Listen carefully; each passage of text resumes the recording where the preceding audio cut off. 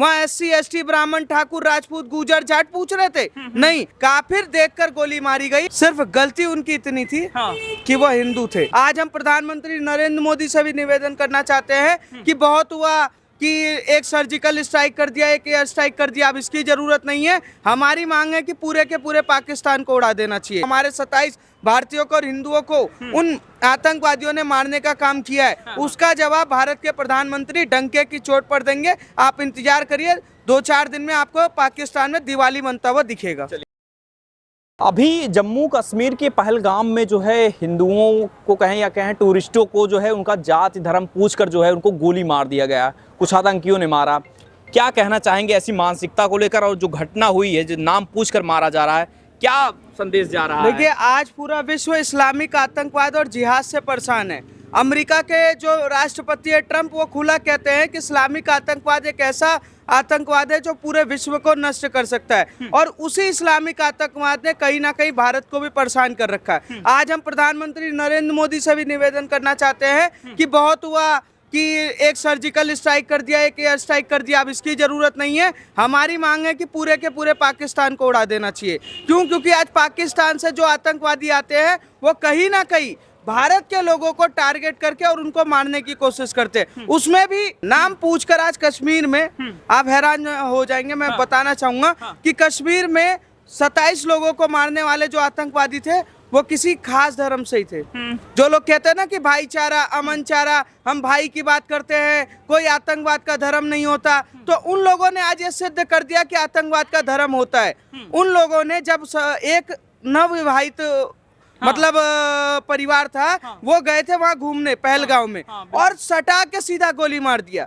गलती क्या थी मैं आपको बताऊं? ना वो गुजराती थे, ना वो बंगाली थे, ना वो उड़ीसा वाले थे, ना ऐसी कोई भाषा के समर्थक थे, ना वो सपा के वोटर थे, ना वो भाजपा के वोटर थे जो आज इस देश में लोग चिल्लाते हैं ना कि अमन और शांति की बात करते हैं। मैं बताता हूँ, ना वो कांग्रेस के वोटर थे।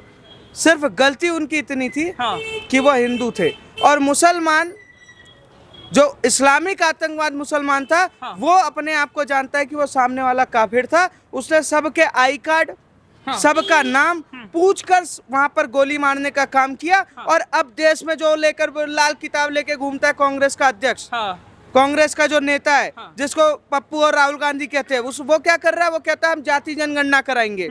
अब बताइए, वहां पर जाति जनगणना वाला काम चल रहा था, वहाँ एससी एसटी ब्राह्मण ठाकुर राजपूत गुजर जाट पूछ रहे थे? नहीं, लोग कहते हैं ना, वो जो पीडीए चलाने वाला उत्तर प्रदेश का नेता अखिलेश यादव, वो कहता है ना मैं पीडीए चला रहा हूँ, पीडीए की मैं बात करता हूँ।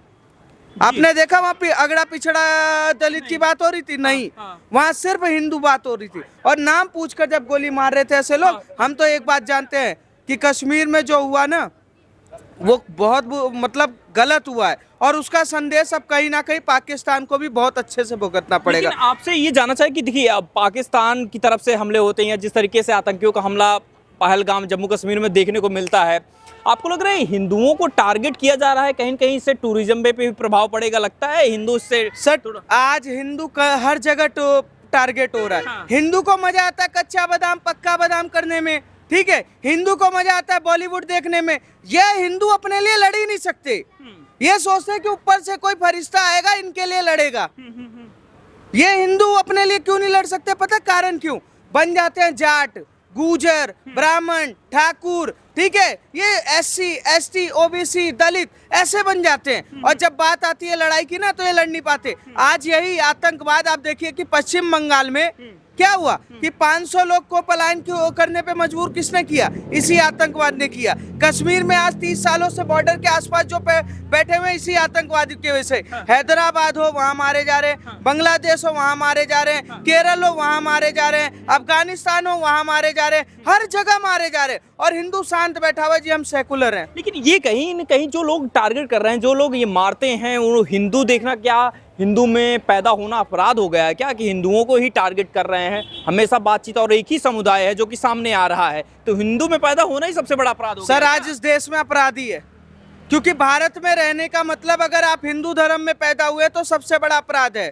आप अपने देश में यात्रा नहीं निकाल सकते, आप अपने देश में अपनी मंदिर के लिए मांग नहीं कर सकते, आप अपने ही देश में अपने ही मोहल्ले में रह नहीं सकते, आप अपने ही देश में सुप्रीम कोर्ट तय करता है कि करना क्या है। तो आप हैरान हो जाएंगे कि घूम भी नहीं सकते हैं। आप घूमने की बात छोड़िए, आज जर्मनी परेशान है आतंकवाद से, फ्रांस परेशान है, अमेरिका परेशान है, ठीक है, भारत परेशान है। क्यों परेशान है? क्योंकि ये आतंकवाद काफिर शब्द से जुड़े हुए हैं। इनको सिर्फ ये है कि ये मुसलमान है, छोड़ो, ये काफिर है, इसको गोली मारो। और आज भी वही काम किया इन्होंने, काफिर देखकर गोली मारी गई। आज इससे सिद्ध हो गया है कि इस देश में मुसलमान जो है उसको कोई फर्क नहीं पड़ता। इस देश में जो 70-75 करोड़ हिंदू रह रहे हैं ना, उन्हीं को टारगेट करने वाले आतंकवाद घूम रहे हैं। और सच्चाई यह है कि इस देश में कसाब को जो लड़ने वाले लोग थे उनको बचाया जा रहा है, पर जो बात करते हैं भारत की उनको मारा जा रहा है। लेकिन आपसे ये जानना चाहें कि अभी प्रधानमंत्री के निर्देश पे गृह मंत्री भी पहुंचने वाले हैं, क्या कहना चाहेंगे, क्या कहेंगे भारत सरकार के जो एक्शन? देखिए, भारत सरकार तो 14-15 सालों से लगातार काम करी, 370 भी हटाया उन्होंने कश्मीर को।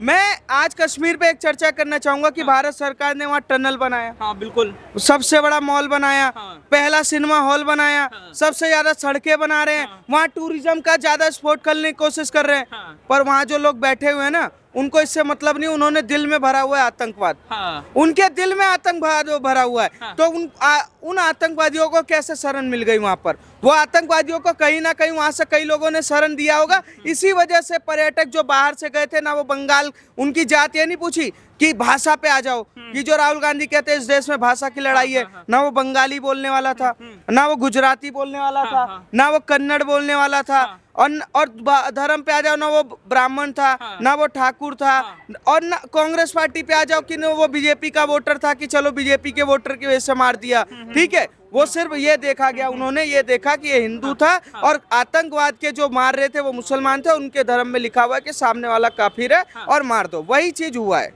लेकिन आपसे ये जानना चाहिए कि अभी देखिए बात यही आतंकवाद की हो रही है, क्या लग रहा है कि मोदी सरकार आतंकवाद को कड़ा मुकाबला दे पा रही है, अच्छे से दुश्मनों को टैकल सरकार मुकाबला कर पा रही है, डंके की चोट पे कर पा रही है, पर हमारे देश में बैठे हुए जो गद्दार है वो कहीं ना कहीं हमेशा हमारे ही चूहे की बिल की तरह हमारे देश के बॉर्डरों को कुतरने का काम करते हैं। पहली बार हैरानी की बात है कि पूरे देश में बॉर्डर की पूरी बॉर्डर फेंसिंग हो चुकी है, पर बंगाल में 450 किलोमीटर की जो बॉर्डर है वो आज भी खुली पड़ी है।